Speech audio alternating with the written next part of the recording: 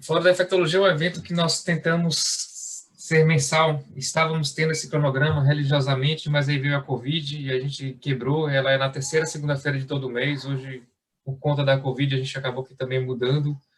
E o fórum tem um promoter, né, uma pessoa que é responsável por promover, por convidar ou por ministrar a aula. E essa é a vez de Bruno, que trouxe aí uma excelente pessoa, que muitos aqui já conhecem. Bruno, passa a palavra para você agora, para fazer as honras da casa, as apresentações. Perfeito, gente. Bom, muito obrigada, Alan, pelo espaço. Galera, obrigado pelo interesse em saber um pouquinho de transplante, né? Um patinho feio aí dentro da medicina, que nem todo mundo gosta, mas que dentro da infectologia é um ramo muito peculiar, principalmente ao tipo de infecção que esses pacientes desenvolvem, o trabalho de prevenção e detecção precoce, né? E para conversar um pouquinho com a gente desse tema, eu chamei o professor aí Daniel Wagner Santos, ele é infectologista com extensa experiência em transplante. Ele trabalha aí no Hospital do Rim em São Paulo e também trabalha dentro da Rede DOR, aí tanto em São Paulo quanto no Maranhão, onde ele está entrando no novo serviço aí. Daniel, além de ter uma experiência muito grande, é um amigo excelente, né? E um grande oráculo para casos indiscutíveis, onde a gente não sabe resposta, que dose de bórico que eu faço para tricósforo, né? Danielzinho está lá sempre me salvando também. Dani, tem Clara aqui que você já conhece, Mailu e Tiago, eles são infectologistas da equipe também, tá bom? E Carol Nilo, ela é médica assistente da Pneumo, tá? Vou passar a palavra para você, seja muito bem-vindo e obrigado por ter aceito o convite. Obrigado. Eu vou compartilhar a tela, tá? Já compartilhou? Já deu certo? Tá tudo bem. Pronto. Joga a grana, perfeito. Bora lá. Ótimo. Bom, eu que agradeço, né? Eu acho que é mais a gente trocar uma ideia, alguma experiência, deixa eu marcar aqui um tempo, porque esses desafios de infecção derivada de doador são desafios e continuarão sendo desafios, né? E cada centro tem uma experiência diferente, mas na hora que o desastre acontece, né, é sempre muito temeroso. Então, isso daqui é só para a gente lembrar que o número de paciente em lista é muito maior do que aquele que está disponível, né, por isso que a gente tem que tentar aproveitar ao máximo o aproveitamento de órgãos. Vocês sabem que os serviços, eles é situação de vida real, né, a gente sabe que os serviços, eles diferem em termos de não é nem coragem, de o perfil mesmo, né? Alguns mais conservadores, outros tentam aproveitar o máximo possível o órgão para que o paciente realmente transplante, né? Mas só lembrando que alguns estudos mostram que até 5% dos doadores podem ter alguma bacteremia no momento da extração do órgão, porque são pacientes invadidos com dispositivos. E embora a infecção derivada de doador seja com percentual muito baixo, quando ela ocorre, ela é catastrófica, né? Mas o percentual de complicação pós-transplante é muito menor, muito baixo, menor que 0,2%, né? E os esforços para a gente tentar aproveitar ao máximo possível o órgão, que eu acho que é um dos motivos da gente tentar debater aqui, é justamente isso, né? Não desperdiçar o órgão. Aqui são patógenos descritos na literatura, teoricamente, assim, tudo pode ser transmitido por doador, bactéria, micobactéria, fungo, protozoários, vírus, nem se fala, e a quantidade de diagnóstico de infecção transmitida por doador é muito subdiagnosticada, né, e além de ser subnotificada. Lembrando que a gente tem que notificar a central de órgãos sempre que houver uma transmissão, para que os outros serviços eles sejam notificados também, tá? As infecções bacterianas do trato respiratório, deixa eu só minimizar isso aqui, do trato respiratório, urinário e do órgão a ser transplantado, ela deve ser tratado com documentação de resolução da infecção antes de doação, isso é o modelo ideal, né? Mas qual é a capacidade do nosso sistema brasileiro, nosso sistema de saúde, na verdade, de garantir esse ponto, né? No potencial doador com história ou suspeita de infecção de corrente sanguínea ou do órgão que está sendo transplantado, a gente tem que tentar garantir uma investigação máxima para que a gente não transplante um órgão infectado. Bom, nos primeiros 2 meses pós-transplante, né, as infecções bacterianas, elas são muito comuns. Então, se vocês observarem os percentuais todos acima de 20%, né, transplante de fígado, um percentual considerável, pulmão nem se fala, 54%, transplante de rim aqui, algumas casuísticas bem altas, 47%, e assim por diante, né. Os desfechos ruins dessas infecções bacterianas, que podem ser, na maioria das vezes, são comunitárias ou relacionadas à assistência à saúde, não derivadas de doadores, né, mas ocasionalmente acontece alguma infecção transmitida de doador, né. E os desfechos ruins dessas infecções, elas surgem porque eu falhei na detecção de infecção bacteriana de doador no hospital de origem. Os hospitais, às vezes, eles não se comunicam tão bem, e o médico, mesmo recebendo aquela informação, ele tem um atraso na conduta, né, de que o doador está ou estava infectado. Então, isso daqui é uma constante em todos os cenários, né? Todos vocês e a gente também sofre com isso. A lista, a fichinha de doador, aquela fichinha, quando você tem o doador para analisar as características clínicas dele, é uma página, tem um parágrafo ali com as características clínicas. Então, assim, aquilo já foi debatido em vários congressos da BTO para tentar mudar a ficha, mas sempre, na verdade, não frutifica muita coisa, porque tem um grupo que diz que é para manter daquele jeito, tem um outro porque você vai sobrecarregar um sistema pedindo informações que ninguém vai saber dizer, tem outro grupo que quer, em geral, são os infectologistas que querem uma informação melhor para saber do quadro, né? Então, assim, considerando essa escassez de órgãos, né, a necessidade de aumentar o pool de doadores e a ausência de contraindicações definitivas de uso de órgão de doador infectado, a American Society of Transplantation, ela não especifica, ela se esquiva um pouco na questão de impedir a doação de órgão com paciente que está com infecção tratável, né? Então, assim, tem vários estudos que mostram que o paciente está em choque, doador em choque séptico, pneumonia bacteriana, meningite bacteriana, Neisseria streptococcus pneumoniae, são doadores que são super úteis, né? Os órgãos estão disponíveis para captação. Depois eu vou mostrar para vocês. Eu não recuso nenhuma meningite bacteriana de doador, nem Neisseria, nem pneumococo, né? Até comemoro quando vem uma dessas, e quando não vem um outro, que é um cavalo de Troia. Quando vem esses bacterianas de comunitário sistema nervoso central, capto todas, tá? Mas não tem uma diretriz específica para alguns agentes MDRs, que é a principal preocupação do grupo, tá? Então, assim, isso daqui, estou tentando trazer algumas coisas mais comuns, né, da vida real.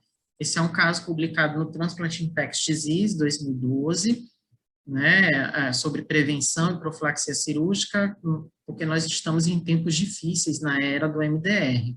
Então, um doador de 21 anos, com acidente automobilístico, ficou, deixa eu ver aqui, UTI, na UTI por 3 semanas, fez uma pneumonia, evoluiu com hematoma subdural, uma meningite por KPC, que era sensível a poli, genta e tigeciclina, mas no momento da captação, nenhuma hemocultura positiva, até o momento da captação, durante esse tempo inteiro que ele ficou internado.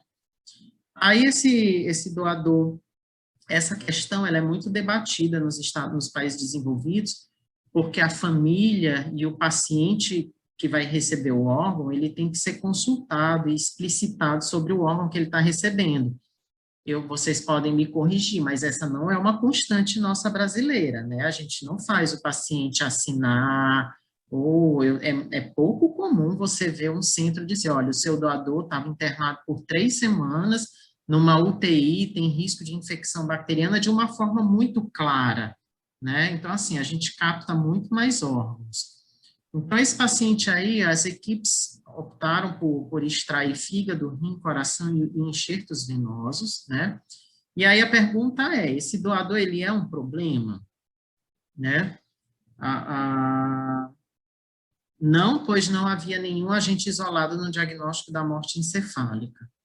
Não porque o doador usou antibiótico de amplo espectro por apenas 48 horas. Sim, porque ele está internado em UTI por um tempo longo. Sim, porque ele está em UTI com febre no momento da extração. E sim, pelo tempo de UTI e procedimento cirúrgico. Então, assim, é um paciente que tinha uma meningite por KPC, no momento da extração, nenhuma hemocultura dele, durante a internação lá hospitalar, era positiva, né? E os órgãos foram captados.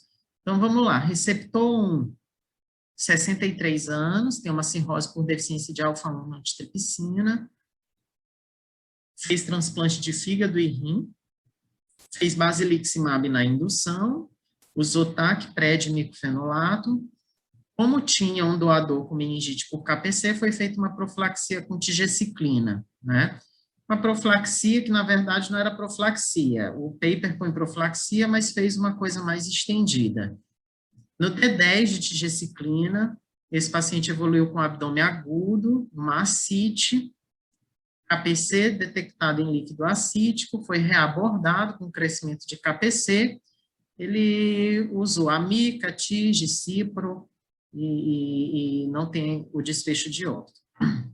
Receptor 2, 58 anos, homem, recebeu fígado de vivo, esse não recebeu os órgãos desse doador. Na verdade, ele recebeu, lembra que eu pus lá que teve enxerto venoso. Ele precisou de enxerto venoso para fazer a anastomose entre a ilíaca e a portal, né? E aí a cultura do líquido de preservação do enxerto venoso mostrou KPC, né? Que era o KPC lá da meningite, né? Na verdade, o paciente e a equipe sabiam disso e aceitaram, tá? Foi feito TIG e amica na profilaxia e ele evoluiu super bem, sem nenhuma infecção. O receptor 3, 50 anos, homem, fez um TX de rim, diabético, fez uma profilaxia com dose única de genta e tigecyclina por mais de 10 dias. Ele evoluiu com DGF, fez uma colestase e também não tem episódio de infecção. Então, assim, aquela ideia de que tem um doador com infecção num sítio que não é o sítio que vai ser transplantado, os órgãos não serão transplantados, embora fosse uma KPC, eu tive uma transmissão aqui para um fígado rim, né, que foi o paciente 1. Aqui é um exemplo brasileiro, é um exemplo publicado pelo Dante Pazzanese, foi um caso fatal de transmissão de doador, de plebe, produtora de carbapenamase e resistente também à colistina. O paciente era homem, 59 anos, tinha feito uma reabordagem pós-transplante cardíaco nas primeiras 24 horas para uma revisão hemostática, saiu em uso de ciclo, PRED e micofenolato. No D3 do pós-operatório, a captação ligou, avisando que tinha a hemocultura do doador com crescimento de BGN. Como o doador, no momento da captação, estava com pipetazo no dia do óbito, o receptor iniciou pipetazo também, né? Foram colhidas as hemoculturas e os swabs de vigilância do receptor nesse momento. Então, isso é um problema, né? A mesma história, né? A mesma pergunta. O nosso doador, né? E um receptor, um doador que foi um traumatismo crânioencefálico e um receptor que não tinha nada tão importante. No D5 de transplante, o doador diferenciou a hemocultura com uma CLEB XDR, era resistente à colistina também, né? E no D7, a hemocultura do receptor positiva, com BGN. E aí, nesse momento, ou seja, teve um gap aí do D5 ao D7, que o receptor continuou com TASO, e no D7 ele começou duplo carbapenêmico com amicacina. Ele teve uma evolução catastrófica, né? Fez pericardite, osteomielite, uma pneumonia necrotizante, tudo que era drenado dele crescia a mesma KPC, Essa KPC do doador e receptor realmente era idêntica, foi feito o pulse field, mostrando que eram idênticas, e ele morreu 50 dias após o transplante. Ó, o doador masculino, TCE, 7 dias de internação na UTI, recebendo vanco e pipetazo, que foi começado 2 dias antes do óbito, tá? Ou seja, no D5, esse paciente evoluiu com uma doença febril, né? Porque alguém começou vanco e pipetazo para ele no D5 de internação. No momento de doação, o AEMO e o SUAB eram negativas, né? E a cultura positiva foi colhida da artéria esplênica, no momento da extração de órgãos, né? Os 2 receptores de rim eram nossos, lá do H-rim. Não, confesso, não fomos avisados, e a profilaxia foi padrão, né, e eu só fui avisado, na verdade, quando foi para escrever o paper, né, tipo, de onde veio esse receptor de rim? Aí foram ver, lá do H-rim, e aí eu digo, vamos ver, cadê o nosso receptor, né, estava vivo, tranquilo, sem nenhuma infecção. Então, assim, nós não mudamos a profilaxia, os 2 saíram muito bem, fizeram cefazolina. E o fígado nesse transplante não foi captado. Então, só para lembrar, isso aqui é um trabalho publicado pelo próprio Dante Pazanese, logo no começo, quando as KPCs começaram a surgir em São Paulo, e fizeram uns estudos em transplante de órgãos, né, para ver que o desfecho não era nada bom, né, de KPC em transplante. Morte, morte, morte, morte, morte. Tem um monte de óbito, né, até porque não existe, né, era uma época que não existia melhor terapia, não tinha Torgena, não tinha nada. Então, assim, a gente sempre fica com medo e fica se perguntando quem é o doador suspeito, né? Esse é um trabalho super legal, que ele pega transplante de fígado, doador falecido entre 2002 e 2007, né? Ele avalia doadores sem características de infecção na extração e faz uma rotina de coleta de culturas. Eles escolhem secreção traqueal, urina, sangue, bile no perioperatório. Foram analisados nesse período 59 doadores, que foram divididos em 2 grupos, tá? Um grupo que ele considera como infecção de doador, né, que na verdade não é infecção de doador, é aquele que o doador teve cultura positiva, de um desses sítios aí, foi 47%. E o outro, que é 53%, sem infecção de doador, ou seja, culturas do doador são negativas no momento da extração, né? A maioria tinha cultura e secreção traqueal positiva, escarro ou secreção traqueal positiva, seguidos de urocultura, lembrando que esse trabalho é de transplante hepático, né? O Staphylo aureus foi o patógeno mais comum nessa casuística, e a regressão logística mostra que os doadores que tinham culturas positivas, ou seja, que já é um doador suspeito de medo para a gente, é aquele que está em UTI por mais de 7 dias, que foi submetido à ressuscitação cardiopulmonar ou que estava em uso de agentes inotrópicos. Então, na verdade, eu acho que isso reflete mais a gravidade de um paciente no momento em que você vai extrair o órgão, né? Então, esse é um doador suspeito, né? Tempo de permanência em UTI prolongado, né? Fazendo uma análise de série de casos, porque é muito difícil encontrar no Brasil, na literatura, estudos que mostrem quem é o doador de maior risco, né? É muito difícil, então a gente acaba pegando séries de casos, né? Que refletem o quê? O doador de risco para a bactéria MDR é o doador falecido, é o critério expandido, o tempo prolongado em UTI, aquele que está em ventilação mecânica, que foi exposto a antibiótico de largo espectro, submetido a procedimentos cirúrgicos, em especial os abdominais, e que estão em diálise, né? Ou seja, muitas vezes é um doador ruim, principalmente para vocês trabalhar.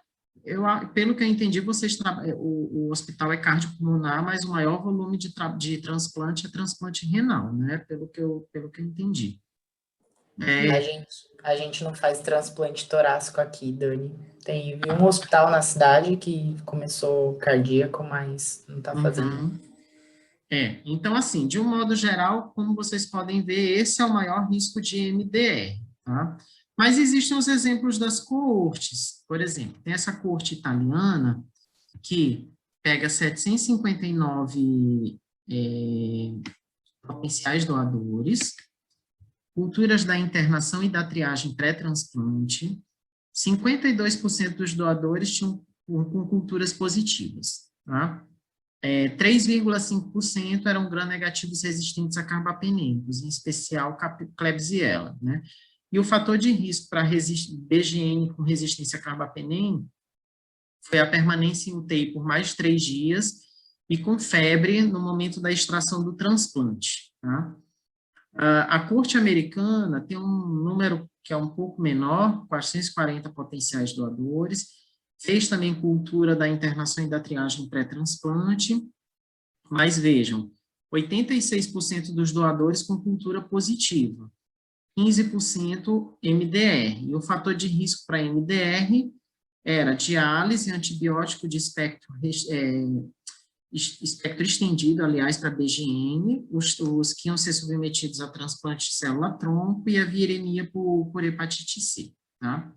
Mas, assim, da mesma forma que existem essas duas coortes, tem esse dado aí, que é um slide da Maristela, lá do HC, onde ela sumarizou o doador com infecção / colonização com BGN e MDR.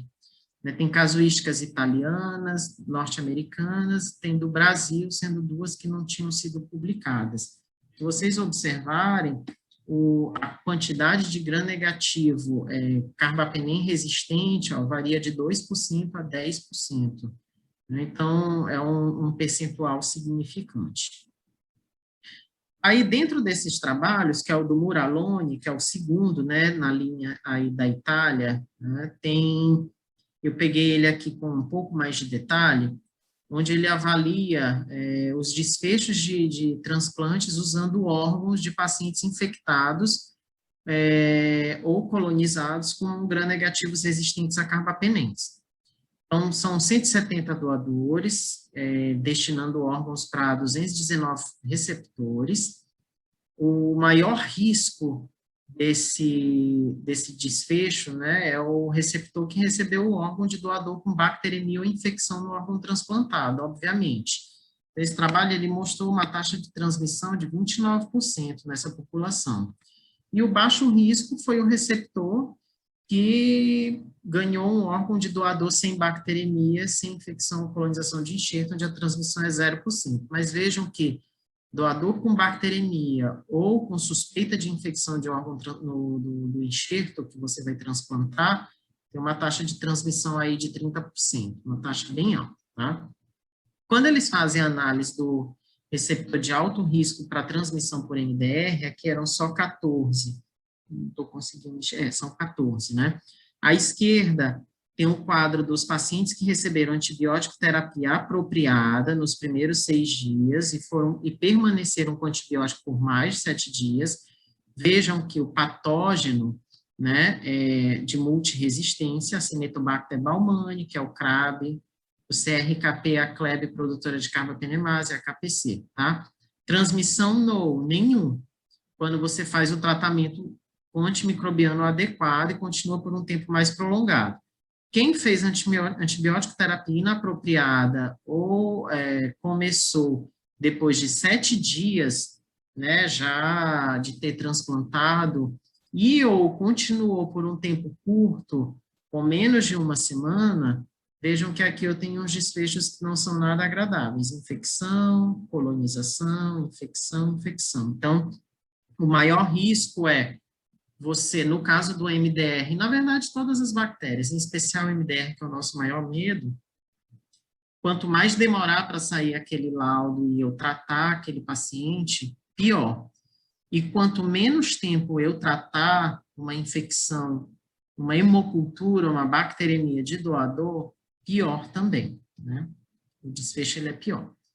Então, e aqui tem esse outro trabalho que avaliou, ele é bem antigo, de 90 a 96, ele avaliou todos os doadores de doador bacterêmico ou fungêmico, né? Veja, isso daqui é uma coisa que hoje a gente já não faz mais, né? Para os seus receptores, ele avaliou a taxa de sobrevida do enxerto e sobrevida do paciente, tá? 95 doadores eram bacterêmicos, de um total de 1.700, tá?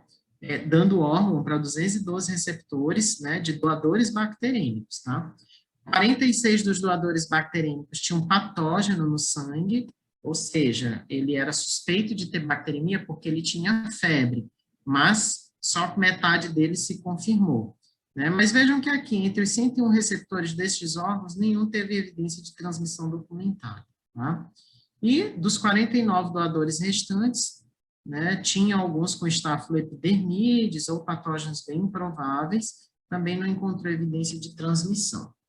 O que esse trabalho ele traz como lição para vários outros já publicados na literatura? Ele é uma referência, né? Dos 212 receptores, 91% receberam uma média de 3,8 dias de antibiótico no pós-operatório. 4 dias, né? Mais ou menos 2,5. Então, assim, tem que receber o antibiótico sempre no tem que estender o antibiótico para aquele doador que é bacterêmico. Essa é a lição. Bom, então, assim, pegando tudo isso que a literatura mostra do doador, um doador não bom, né? Vamos dizer assim, não é o doador ideal, é um doador bacterêmico, porque ele tem doença febril, ou tem suspeita de infecção do enxerto em análise, né? Qual é a maior segurança de ter um órgão de um doador infectado? É que esse doador ele esteja com tratamento antimicrobiano efetivo por mais de 48 horas, que não existe evidência de infecção do enxerto que você está captando, que as culturas sejam negativas no momento da doação e que o nosso receptor ele trate por um tempo que varie de 10 a 14 dias. Cada hospital vai pôr um protocolo, gente. Então, assim, vocês vão montar o protocolo do hospital de vocês. Então, quais são as recomendações para uso de doador com infecção bacteriana? Primeiro, sempre colocar num protocolo rastreio do doador, com hemocultura e urocultura, ou lavado broncoalveolar, vai depender do que vocês realmente estejam pesquisando. E existem algumas diretrizes de tempo mínimo de antibiótico terapia no doador com infecção bacteriana para que eu possa captar aquele órgão. A Espanha coloca 48 horas, a Itália põe 24 horas, os Estados Unidos põe de 24 a 48 horas. Ou seja, em geral, 2 dias com tratamento antimicrobiano efetivo no doador para que eu realmente consiga captar aquele órgão com maior segurança.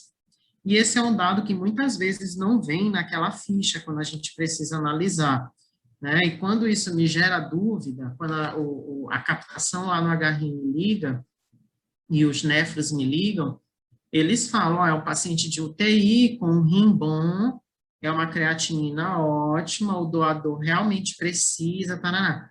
Aí eu pergunto, quanto tempo o paciente está na UTI, se ele está com febre no momento da extração, quanto tempo de antibiótico terapia ele está fazendo já, e qual é o antimicrobiano. Então, eu sempre dou um passo atrás, eu digo, primeiro vamos colher essas informações, com base nelas a gente monta uma estratégia da captação, né, do aceite desse órgão, e o tratamento do nosso receptor, tá? Porque, às vezes, pode ser uma grande furada, né? Então, a gente tem que pôr na balança tudo isso. Quando eu devo descartar um doador com BGN resistente a carbapenêmico, né? Então, suponha, de um modo geral, né? Ou seja, é um paciente que tem um Acinetobacter baumannii, um doador, ou tem uma Klebsiella pneumoniae produtora de KPC, ou uma pseudo resistente a carbapenêmico, né? 1.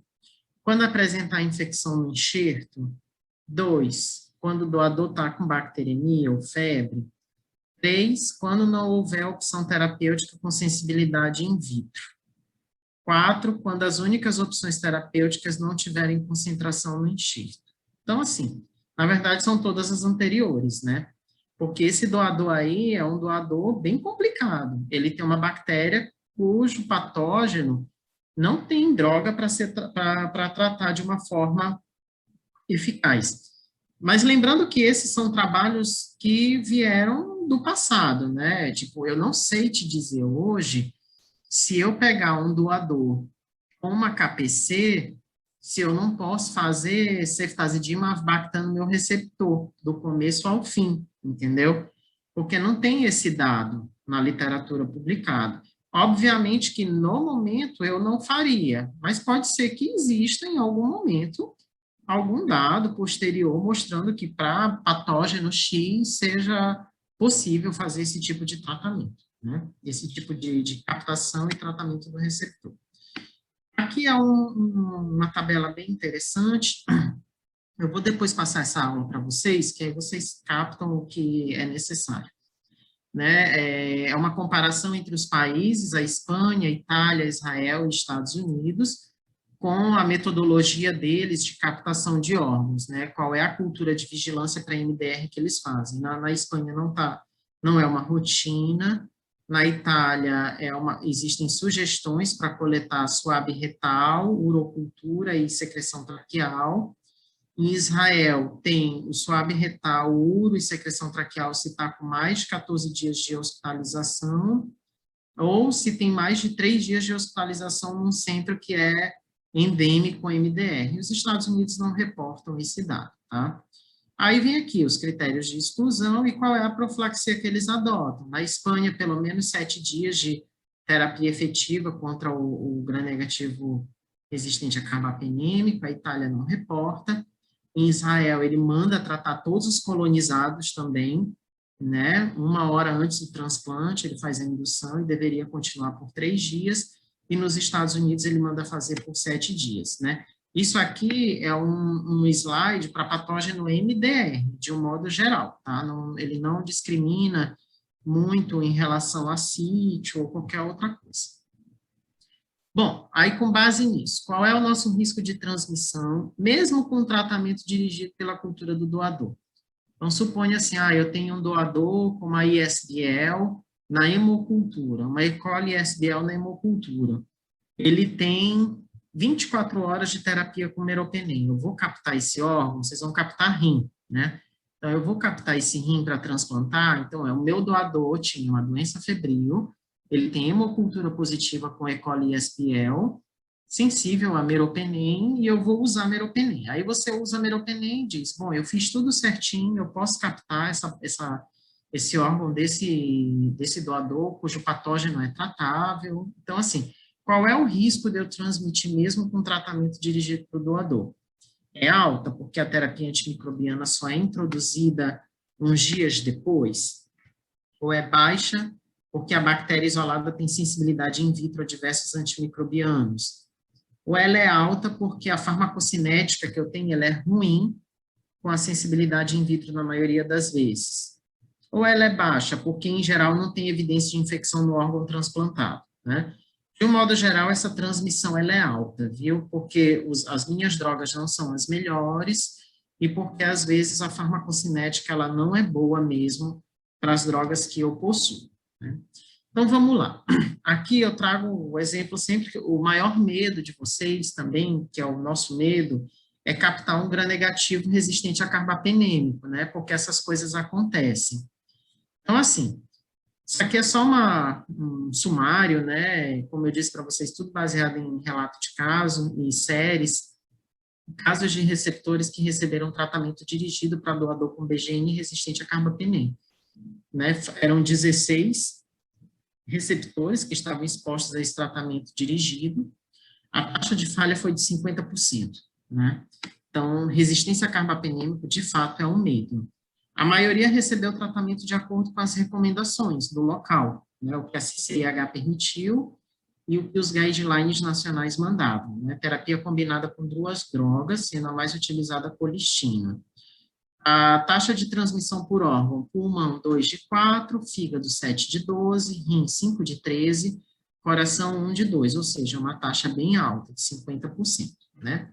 E aqui é a pergunta de $1 milhão, né? Qual é o risco de transmitir uma enterobactéria resistente a carbapenêmico isolada numa cultura de vigilância, que é um swab retal, né, do doador? Que aí você começa, quando as coisas acontecem no nosso serviço, a gente começa a ficar tão neurótico que a gente não quer mais captar nada, né? Porque tem medo daquilo acontecer. Então, assim, de fato, o SWAB de vigilância retal do doador, esse risco ele é muito baixo, porque se trata de colonização só do trato gastrointestinal, né? Ele só não é utilizado com o transplante de intestino, né? O multivisceral. Todos os outros órgãos, eles devem ser utilizados, sem problema nenhum. Então, aqui, eu vou trazer algumas coisas lá do nosso hospital, e aí vocês podem, eu não sei se a gente pode acabar debatendo, trocando uma ideia, que fica um pouco mais fácil.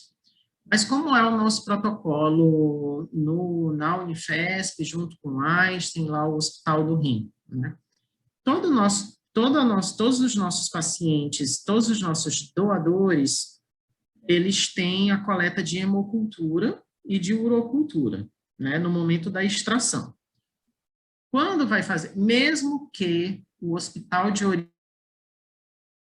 de hemocultura, né? Então, no momento da extração, a equipe que está extraindo colhe uma hemo da cava ou da aorta, tá? Então, assim, isso não me gera dúvida de contaminação de coleta.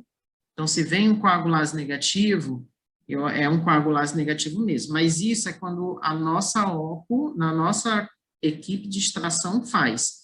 Isso não é uma rotina para todos os outros aqui, tá? Então, a gente instituiu isso. Então, assim, o que fazer quando o doador ele tem um gram positivo sabidamente identificado?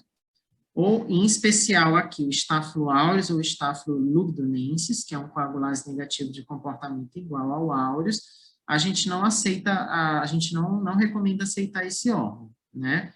Porque o patógeno, ele tem alta virulência, alta capacidade de adesão, e pode ter um resultado catastrófico. Então, doador com aureus, a gente não aceita, a não ser que esse paciente esteja em tratamento com um antimicrobiano eficaz por um tempo superior a 72 horas, mas essa é a rotina do nosso serviço, tá bom? Como vocês viram, lá nos Estados Unidos, Itália, eles colocam 24, 48 horas, a gente põe 72 horas, tá? E o outro nosso problema, estafilocoagulase negativa e streptococcus a gente capta sempre, mesmo com o doador fazendo tratamento com 24 horas, não tem problema nenhum. E enterococcus, da mesma forma que áureos, a gente tenta evitar, né, a captação desde que o doador, exceto se o doador tiver sendo tratado de forma correta, né? Por um tempo maior do que 24 horas aqui.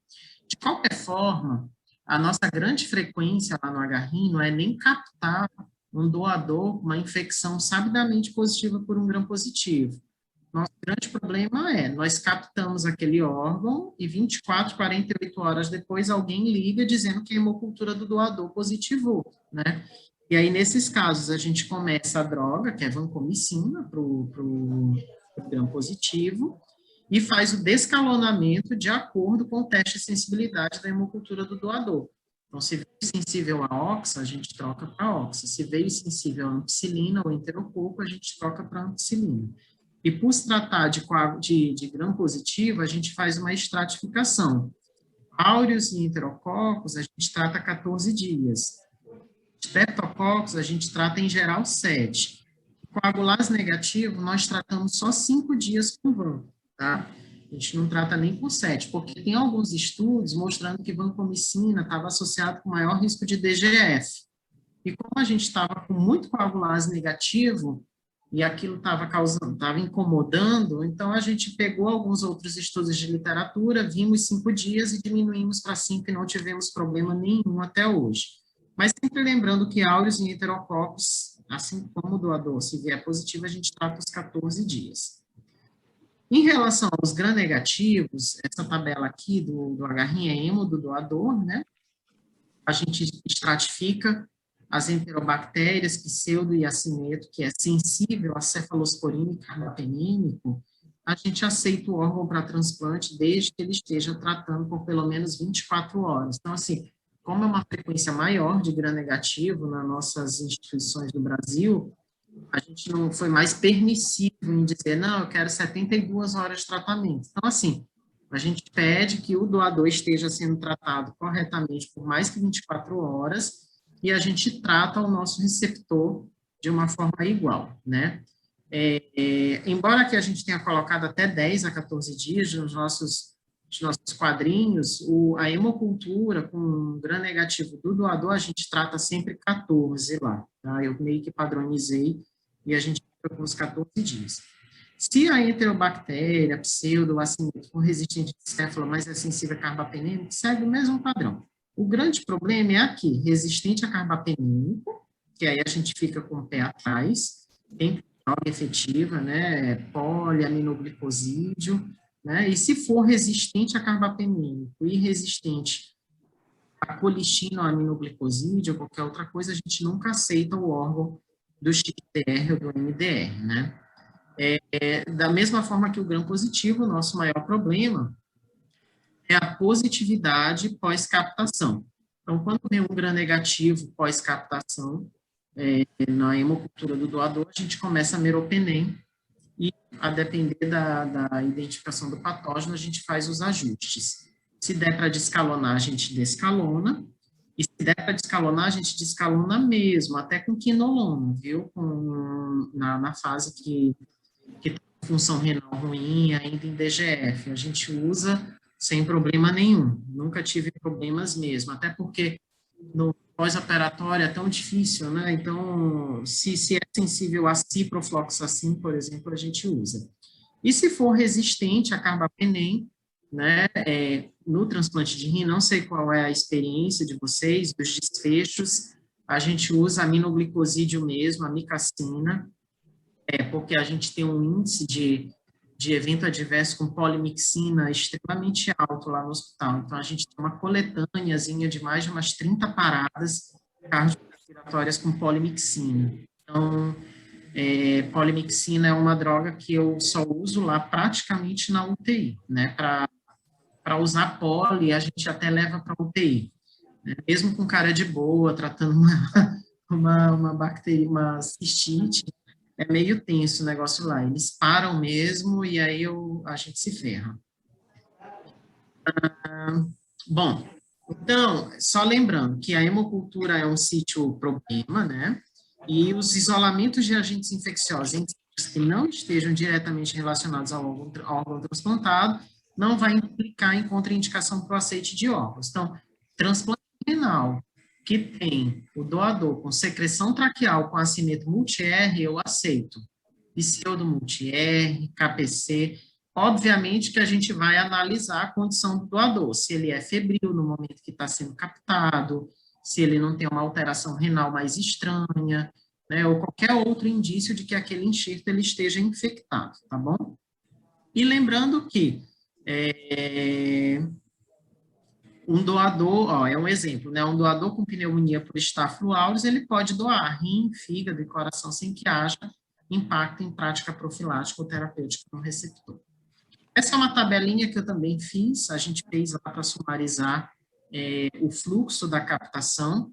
A conexão da captação conosco, comigo da infectologia, ela é altíssima, né? Eles ligam a qualquer momento, pode ser 2 da manhã, é mais importante discutir o caso do que eu chegar no dia seguinte e ter um evento catastrófico de um transplante que aconteceu e não deveria ter acontecido, tá?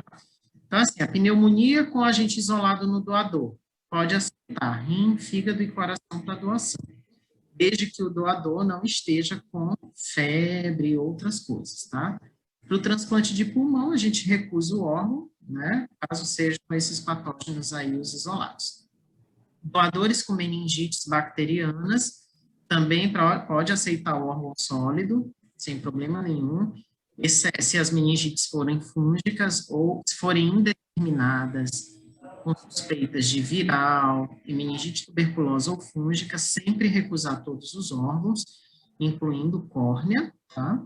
E para os pacientes que, na doação, tenham peritonite ou outra infecção intraabdominal, coração e pulmão pode ser aceito livremente, né? Recusar sempre o transplante de intestino e sempre avaliar o risco-benefício no TX de fígado e de rim, né? Então, de vez em quando eles me ligam para falar, olha, na hora da extração tinha uma secreção purulenta na cavidade abdominal estranha. Aí a gente tem que analisar, né, a característica do doador, às vezes ele é um doador que aquele é o transplante da vida dele, né, ele não tem acesso, ele vai ter uma sobrevida muito curta se a gente não aceitar aquele órgão.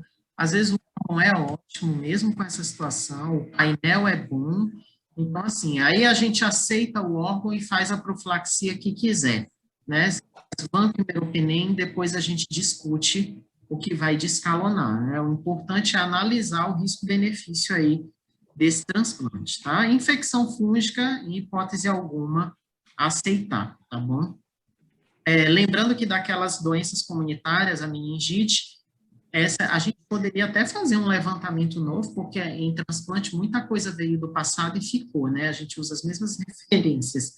Então, esse aqui é um exemplo de 6 casos de meningite bacteriana, o pneumococo, Neisseria e E. coli. O da tuberculose, obviamente, aqui o comentário foi péssimo, né? Foi um transplante de rim, que o doador tinha tuberculose disseminada, ele morreu, mas todos os outros que transplantaram com meningite bacteriana aguda, eles evoluíram bem, tá? Bom, aí aqui a gente falou de sangue, a gente falou hemocultura de doador, falou de gram positivo, gram negativo, nós falamos também de outros órgãos, outras colonizações e outras infecções detectadas em doador, e aqui vem, já para a gente quase finalizar, a orientação de profilaxia e tratamento nas situações em que o doador possui uropositivo, né? Que também é uma rotina nossa no transplante de rim.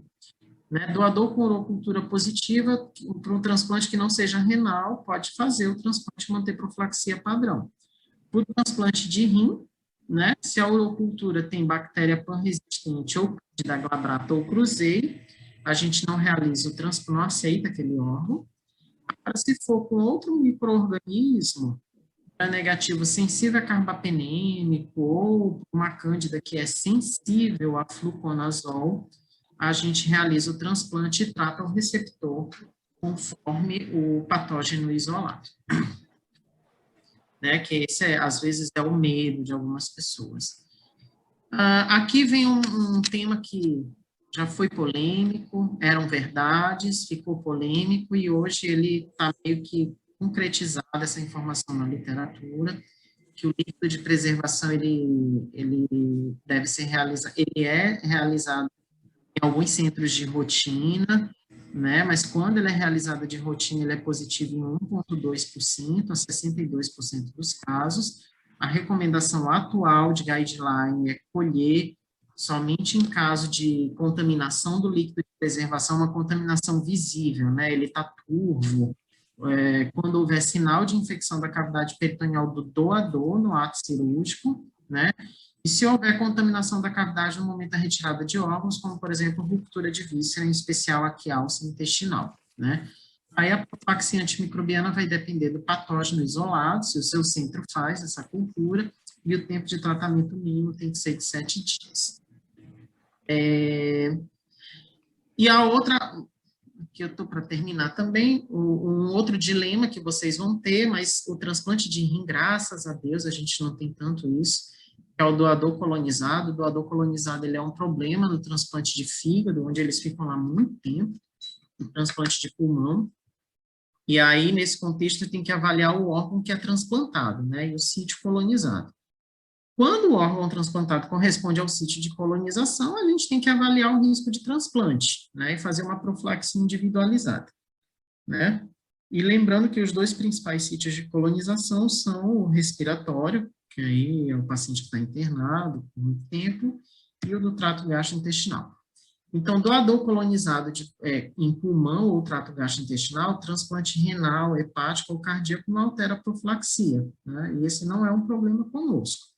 O intestino tem os seus detalhes, e o transplante pulmonar é orientado a não realizar o transplante que tem bactéria pan-resistente no pulmão. Mas isso está mudando, né? Nem vou descrever, esse aqui é o último slide, é um trabalho publicado agora em 2020.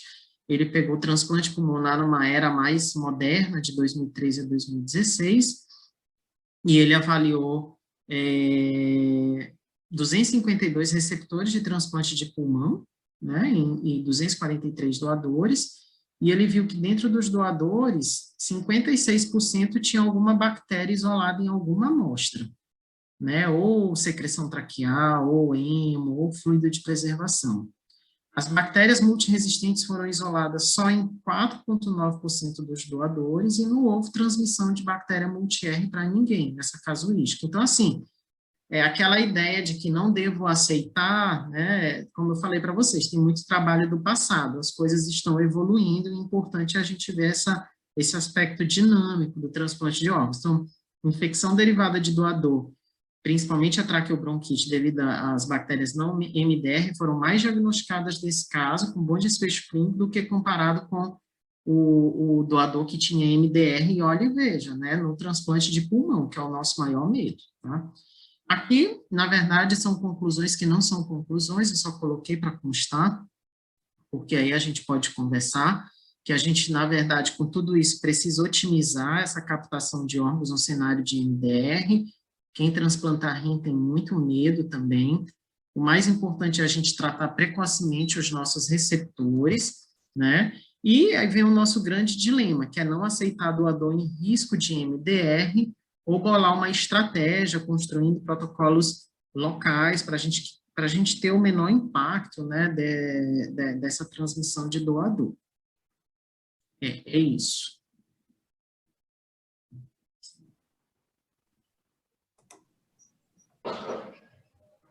Muito bom, Daniel. Muito bom. legal. Legal, muito interessante. Deu várias luzes aqui nas nossas cabeças. Inclusive, isso de conceito mutável, né, realmente é muito centro-dependente. Quando você falou de estáfilo, por exemplo, estáfilo é gram-positivo de forma geral, o grande medo aí é a infecção de anastomose, né, que é bicho que gosta de grudar em fio, aí faz aneurisma, trombose o órgão, dá aquela loucura de sempre, né? Mas no transplante pulmonar, por exemplo, lá no Canadá, a gente transplantava pacientes que tinham, né, amostras de via aérea positivas com Staphylococcus aureus, seja sensível ou resistente, mas que tinham terapia aí por mínimo de 48 horas, com excelente desfecho de enxerto, né? Sem infecção anastomótica, sem pneumonia necrotizante, né? Então é algo que, assim, realmente vai mudar de um centro para outro. Mas agora, na nossa estratégia aqui, montando, né, o nosso programa de transplante renal, eu me deparei, quando eu cheguei aqui para trabalhar com Carol, com uma realidade diferente, né? Que, querendo ou não, lá na América do Norte, os doadores são padrãozaço, assim, eles vêm com prontuário de 100 páginas de história coletada, e geralmente é aquela mesma história, sabe? Ou a pessoa morreu com uma paulada na cabeça, tem 2 dias de UTI, né? Ou foi uma HSA que fechou morte encefálica e a família concordou com a doação com 3 dias de internação. Então, não tem esse daí infecção intraabdominal complicada, múltiplos choques sépticos, história incerta. Era bem mais fácil fazer decisão, né, do que com a fichinha que a gente tem da captação nacional. Infelizmente, infelizmente isso que o Bruno está falando é importante, porque assim, eu imagino que o Hospital do Rim deva receber 20, sei lá, 30 ofertas de órgãos por dia. A gente aqui na Bahia tem recebido uma média de 2, 3 ofertas de órgãos por dia, tá? Que não é pouco, né? Não, porque não é. Tem ofertas, para a gente não é pouco, porque tem ofertas locais, regionais, né? Tem ofertas estaduais, regionais, porque tem um consórcio Nordeste, né? E como tem um consórcio Sudeste, Norte, né? E Sul, e a gente recebe ofertas da Nacional, né? Então, é muito difícil, mas é muito difícil, você deve saber disso, Daniel, vir menção a algum tipo de hemocultura, né? É muito difícil. A maioria dos pacientes ofertados tem menos de 7 dias em UTI. É raro a gente pegar um paciente que tem mais de 7 dias de UTI, mas acontece da gente pegar também, não é a frequência maior, vamos dizer assim que um terço são pacientes que têm mais de 7 dias em UTI, e é muito raro a gente ver resultado de cultura no alerta doador, que a gente chama, né? Anexo 4 do Ministério da Saúde. Então, eu acredito que essa deve ser uma rotina também de vocês, porque não deve mudar muito no Brasil todo. E, às vezes, assim, o que eu sinto é que quando um centro transplantador tem uma OPO própria, que é o caso do Hospital do Rim, vocês conseguem gerenciar, vocês têm uma OPO própria, entendeu? Vocês conseguem, então, estabelecer alguns protocolos. Ó, eu tenho um paciente provável doador de órgãos, né? Ou seja, aquele paciente que abriu o protocolo. Então, a OPO já recebe o aviso de que abriu o protocolo, nem fechou o protocolo de ME.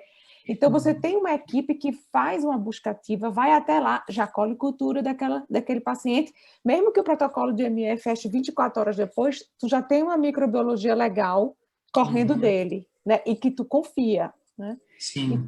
Então, a gente não, infelizmente. A gente tem OPOs precárias e CNCDOs precárias também, e a maioria do Brasil é assim. A gente, olha, eu vou te dizer, a gente tem tudo isso registrado, que a gente tem um e-mail institucional. Toda oferta de órgão é ofertada no e-mail institucional da gente, e toda resposta também é dada pelo e-mail institucional. Eu posso lhe dizer que desde que a gente tem o credenciamento do transplante, já foram mais de 100 ofertas de órgãos. Bastante, né? Muito, muito. Tem horas que a gente fica louco. Num dia assim, já teve, num dia de ter 5, 6, e a gente olhando, avaliando, respondendo. É claro que quando é uma coisa muito gritante, eu nem abuso o Bruno, né? Mas... eu acho assim, o infectologista, ele é mais conservador, né? Ele tem mais medo. E eu acho até bom que tenha mesmo. Mas, assim, eu convivo com os nefrologistas transplantadores e, às vezes, eles até falam de capta esse órgão, não é para perder esse órgão, né? Eles ficam até assustados, eles brincam, nossa, você virou nefrotransplantador, tá sem medo de transplantar. Eu digo assim, mas esse painel é ótimo, essa creatinina é maravilhosa, não pode perder o órgão, né? Pois é. Mas, assim... Eu acho que a prática, a vivência no dia a dia, isso é ótimo, porque as equipes vão construindo, né, uma história e a experiência, isso é muito bom. Eu, ao mesmo tempo, transferi para eles os medos do infectologista em relação a alguns transplantes, né, e eles me deram um pouco de coragem para aceitar alguns órgãos que realmente não tem como eu recusar. Quando começa aquele drama de que esse órgão é ótimo e é a última chance da criatura... Vamos, essa apelação, né? O processo apelação. A minha supervisora, que é a Laila, ela apela às vezes, eu digo, não, pode aceitar, a gente faz aí alguma coisa. É legal essa construção da experiência, porque isso é a equipe que tem que construir mesmo, sabe? E aí eu acho que é importante vocês, com base na literatura, nisso tudo aqui, eu acho que tem que ser um exercício diário, né? Tipo, olha, a fila do doador é horrível, mas pergunta lá quanto tempo ele está em UTI, pergunta isso, alguém vai perguntar, vai atrás, pergunta, né? E, ao mesmo tempo, aí começa a montar teus checklists, tem mais de 7 dias de UTI, está com doença febril na hora, tem certeza, né? Então, assim, porque nunca vem uns dados tão descritos. Acho que montar um checklist da equipe, né? E determinar aquilo que não é aceitável. Olha, eu não aceito hemo com levedura, né? Uro com levedura, hemo com levedura nunca, mas uro com levedura. Aí, dependendo do drama que é feito na hora, eu digo, aceita. Da choradeira. Depende do quanto que a gente chora. Mas isso você vai vendo, é experiência, porque você começa a ver, vocês têm pouco paciente de permanência em UTI, a gente tem vários com permanência em UTI por mais de 2 semanas, que cresceu levedura na urina colhida pela sonda do doador. Aquilo é uma colonização, até prova o contrário, entende? Então, Aí eu fico assim, pô, não posso recusar esse órgão, porque com certeza é a colonização dessa sonda vesical de demora, entende? Entendi. Eu acho que, assim, criando critérios que não são negociáveis dentro da equipe, isso já é ótimo. Olha, Entendi. a gente não negocia, não vou transplantar com levedura na urina, ok, né? Não tem problema, não quero nem saber do resto dos dados. Dados. Eu acho que vocês criando alguns critérios, baseado no que foi mostrado aqui, doença febril, mais que 7 dias, ou quadro clínico que suspeite de uma infecção, sei lá, outra, alguns patógenos, cria um critério clínico e passa aquilo. O nefro acostumou e ele segue aquilo no agarrim e eu acostumei. Então, aí quando é uma situação muito específica, olha, Daniel, esse é um doador X, o que você acha? Às vezes eu digo, ó, passa para o chefe, o Medina que vai decidir, entendeu? Às vezes é o Medina que decide, né? Mas geralmente quando eu digo não, ele aceita. Aí ele me liga, assim, Daniel, mas não sei o que, eu digo, professor, eu não transplantaria, ponto final, entendeu? Aí ele vai e aceita. E geralmente quando o agarrim recusa, todo mundo recusa, lá em São Paulo. Né? Porque, assim, às vezes o HC recusa, né? Aí a gente vai e capta no agarrim, né? Aí eu digo, não vi problema nesse, eu vou, capto e transplanto, né? Mas aí, quando o agarrim recusa, eu acho que pela experiência, o volume, todo mundo recusa. Logo assim, o agarrim recusou é porque tem algum problema. Tem algum problema. Mas aí vocês vão construindo. Eu te confesso aqui, Quando o agarrim recusar, eu sei que é porque Daniel recusou. Eu recusei, é verdade, mas é verdade. Porque eu também já estou aceitando um monte. Então, se eu... E olha que hoje as minhas recusas lá, elas não são nem por bactérias. Os meus maiores medos são as outras coisas, tipo, é o quadro neurológico não diagnosticado. Não definido. Eu não aceito. Sim, a gente teve uma essa semana. A gente teve uma essa semana que eu disse, ó, esse quadro neurológico não definido. A gente também recusou. Não, até às vezes o pessoal diz assim, eu acho que é uma meningite bacteriana. Eu digo, olha, não tá com cara, pode ser TB, não aceito. A gente já transplantou, já teve uma infecção de doador de criptogat, acho que eu até falei para o Bruninho. Vou mandar para vocês. O doador tinha um tumor cerebral, né, que biopsiou, e aí não era... do outro serviço dizia que não era câncer, mas não dizia... É o único que pode ser recusado. Isso, então assim, como não era glioblastoma, a gente poderia aceitar. E aí aceitaram esse transplante. Eu nem e era um ninho de criptococo, a bola, né? Era um criptocoma no doador. A gente soube quando os nossos receptores em DGF, um receptor estava em DGF e biopsiou no D7. Meu Deus. Uma pielonefrite fúngica por cripto. E aí, quando veio isso, eu disse, putz, cadê esse doador? Quem é o doador? Era um tumor cerebral. Eu digo, não era, isso é um criptococoma. Aí, convocamos a irmã de rim, que já tinha ido para casa no dia anterior, estava ótima. Aí, colhemos hemo e uro dos 2 receptores.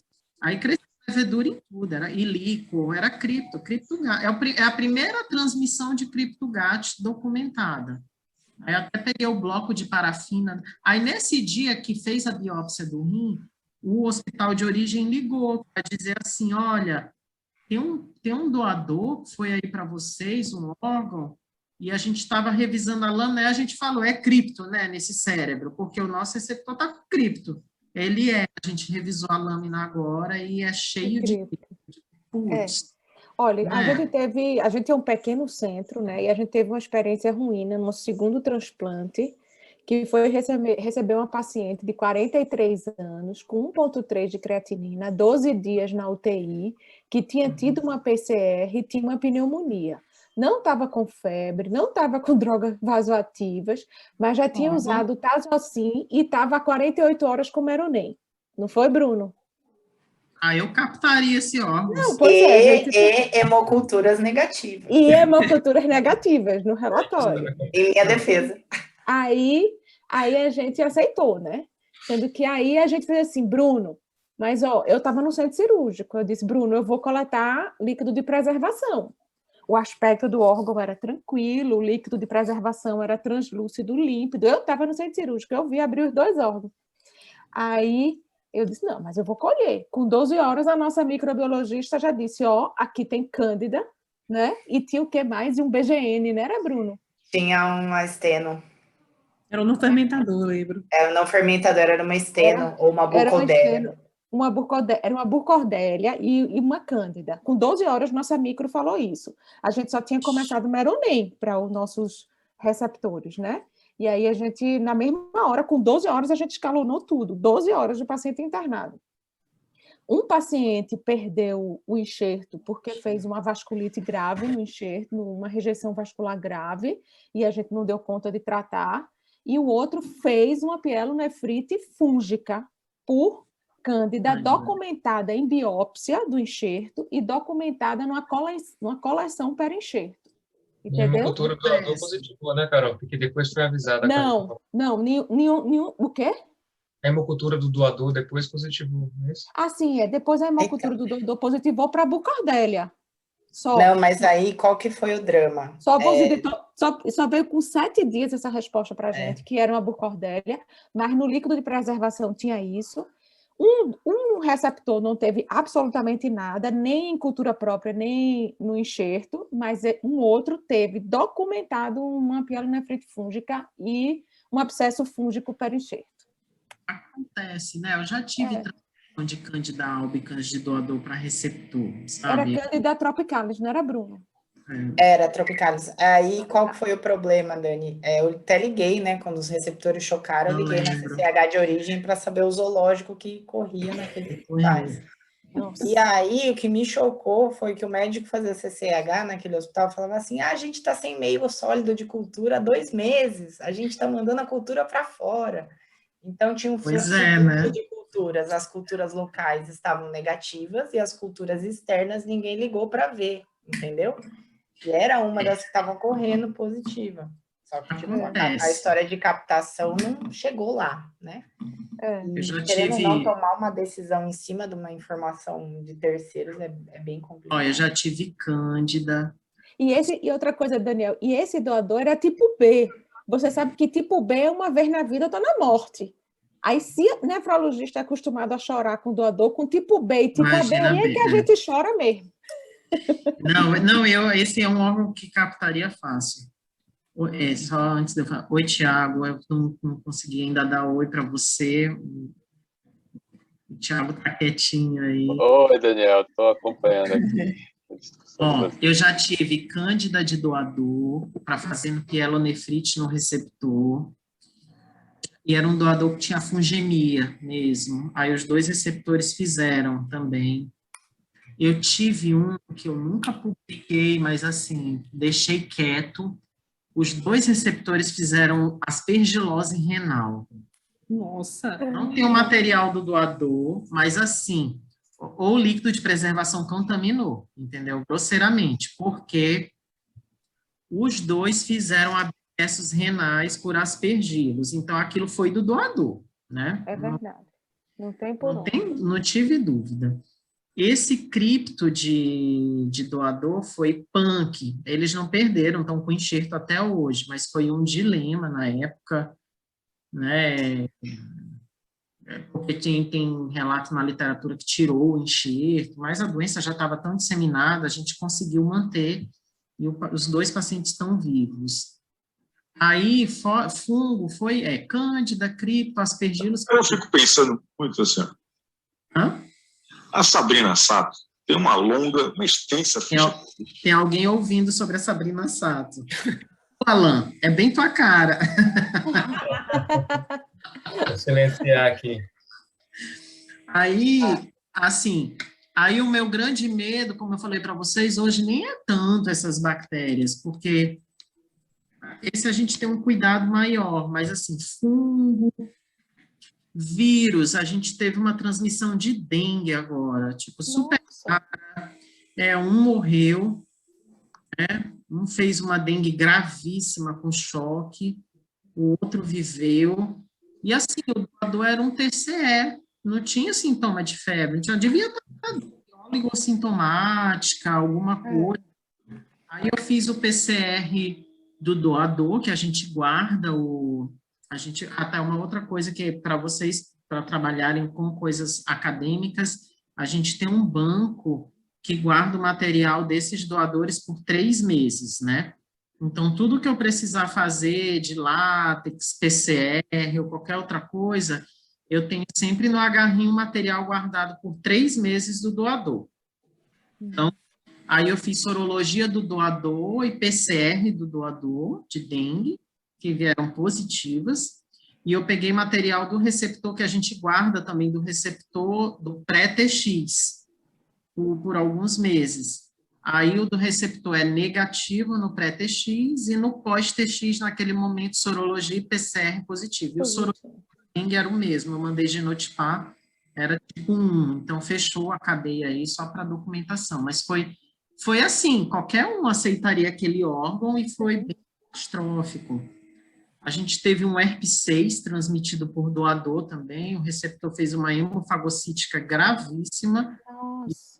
Um painel molecular que eu padronizei, a gente consegue pedir herpes 6, 8, 1 e 2, varicela zoster, né? Tem um monte. E aí ele foi transmitido de doador também, eu fiz o material de doador e receptor, e a gente teve uma febre maculosa transmitida, que assim, essa foi bem grave, e o doador era uma HSA, então assim, é a falha do papel, né? O doador morreu por HSA, ponto. Captamos São Bernardo do Campo, do ladinho, de boa. Os 2 rins eram pediátricos para a gente usar. Usamos em pediátrico. Acho que o doador tinha 17 anos, não lembro. E aí o que aconteceu? Nossos 2 receptores fizeram uma doença, um rash maculopapular febril, alguns dias depois, 2 semanas depois, se não me engano. Só que quando elas fizeram isso, alguém mandou um laudo do Adolfo Lutz, do doador, dizendo que esse paciente tinha febre maculosa. Mas na captação, ninguém tocou na palavra febre maculosa, ninguém falou que o líquor estava sendo investigado para infecção, não tinha nada, assim, era uma HSA, só HSA, entendeu? E aí é isso, as crianças viveram, a gente deu doxiciclina para ambas, ficaram super bem, soroconverteram, né? Também nunca publiquei, ia dar um BO também desgraçado, então deixei quieto, né? E depois você edita essa gravação aí, Ana. E aí... Vou parar de gravar aqui para começar as conversas. Depois você corta. Não, mas... Mas, assim, foi uma febre maculosa tensa, sabe? E, assim, falha no sistema, porque o PCR do doador, a gente não sabia que tinha enviado para o PCR, entendeu? Então, fico mais preocupado hoje com esses doadores, com esse tipo de infecção, do que a bacteriana em si, porque a bacteriana a gente suspeita mais, a gente diz, não... É previsível, né? É previsível, e se você está com medo, você não faz. Agora, esses outros são mais tensos. Nebulosos, são mais nebulosos. As infecções estranhas que eu vi no Fellow, Dani, de coisas esquisitas, assim, realmente eram as imprevisíveis, né? Teve 2 herpes 6 que fez uma cefalite límbica, morreram, foram 2 transplantes de fígado.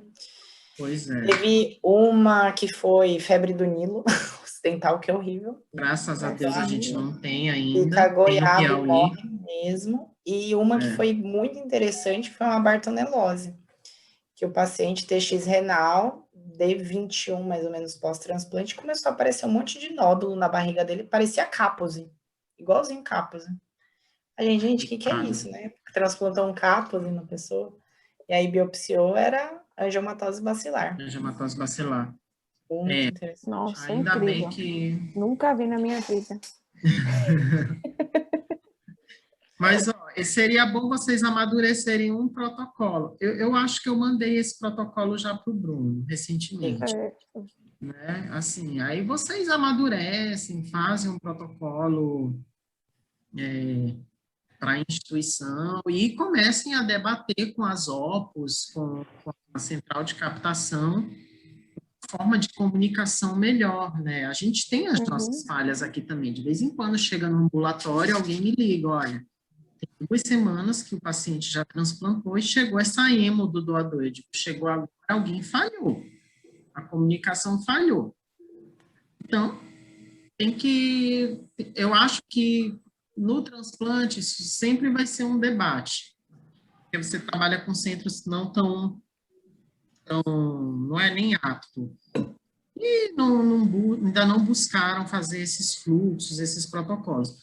Mas eu acho que tem que partir de uma conversa de regional, sabe? Já vocês na Bahia, junta com um outro centro, São Rafael, né? Junto a Pita, que está A Pita está em Feira de Santana. Feira de Santana, ela foi do Agarrim, junta com a Pita, e por aí vai, vão criando uma voz e conversando com o sistema de transplante. Não é? Isso a gente nós amadurecemos muito já. A gente retomou o transplante aqui na Bahia nos últimos 12 anos. E a gente amadureceu muita coisa, com certeza. A gente melhorou muita coisa. E é isso mesmo. Dia a dia. Pensem nisso. Existia, com a Covid as coisas pararam. Existe um programa da Central Nacional de Transplantes de otimização do diagnóstico de doenças infecciosas. Tinha uma época que a gente saía treinando vários centros. Eu fui em Belém, Fortaleza, Natal, eu não fui em Salvador, fui em Curitiba. Então, a gente ia dar aula de diagnóstico molecular, como o centro, porque os centros transplantadores nem sempre têm um infecto, né? Que eu acho que tem que ser agregado aí. Mas a gente ia treinar para colocar o diagnóstico de doenças infecciosas, né? Então, comecem a pensar nisso, né? A otimizar. Alguns locais têm verba para o transplante e o negócio funciona, entendeu? Então, tem local que faz painel film array para todos os transplantados em fezes, entende? Faz painel film array, a gente quer para líquor, para um monte de coisa, mas tem local que tem. No Pará, em Belém, quando eu fui, eles estavam fazendo film array, em Fortaleza também. Estavam fazendo film array em fezes para todo o transplantado renal, e o sistema de transplante pagava, o programa de transplante pagava. Então, assim, vocês têm que começar a sentar e bolar, né, os fluxos de doenças infecciosas na central, aí, na regional de vocês. É isso. Certamente. Na frente. Pessoal, pelo adiantado da hora, agradecer. Né? Bruno, você quer fazer as honras aí, então, de finalizar? Claro. Bom, Daniel, excelente aula, muito obrigada aí por ter participado e compartilhado o seu conhecimento aí com a gente, viu? Agregou muito. Agora eu estou esperando chegar no vale dessa 5ª, 8ª onda de Covid para começar a sentar e trabalhar nessas papeladas junto com Carol. Mas com certeza aí esse transplante renal só tem a agregar, e com a experiência aí da cardiopulmonar com doenças torácicas, né? Acho que é só o comecinho aí para a gente abrir as portas para os outros transplantes também, né? Vai melhorar. Pensar positivo. Adorei ver vocês também. Foi ótimo. Muito, muito obrigada, viu? Boa noite, gente. Beijo, gente.